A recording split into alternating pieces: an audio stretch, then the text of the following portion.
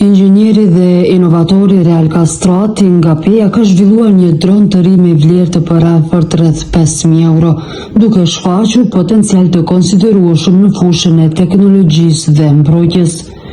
Ai ka shprehur gatishmërinë për të angazhuar seriozisht në krijimin e një fabrike për prodhimin e dronëve, me qëllim avancimin e kapaciteteve vendore si dhe në prodhim ashtu edhe në industri. Sipas të dhënave teknike, droni posedon 2 mënyra operative veprimi dhe peshon rreth 7 kg.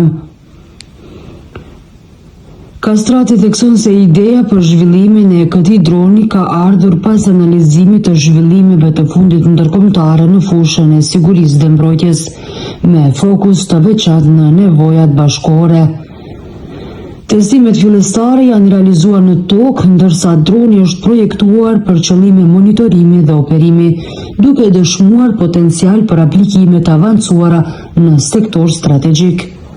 Specifikat e dronit janë, droni peshon deri në 7 kg, ka kapacitet ngritjes deri në 8 deri në 10 kg, mundet me fluturu deri në 5.000 metra lartësi, shpejtësinë arrin deri në 250 km/h dhe ka një largësi të veprimit deri në 150 km.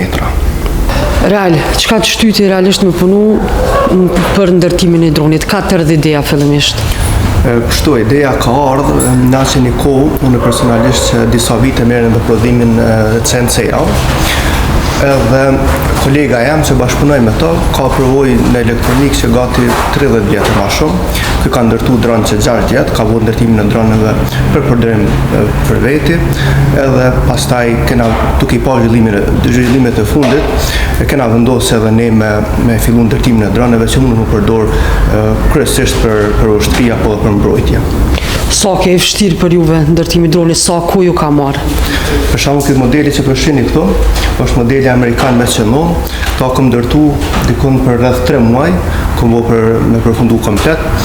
Testimet në tokë kena vënë, në ajër akoma, pasi që na nevojitet një leje pak më e veçantë. Droni ka një peshë rreth 10 kg, për atë arsye edhe na duhet një leje më e veçantë për me bëu testimet në ajër. Disa specifika tjera të dronit, nëse kështu mund të më thonë?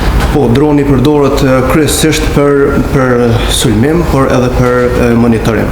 Droni është i pajisur me kamerë, mund të pajisur me disa predha apo edhe raketa, të cilat lancohen domethënë nga telekomanda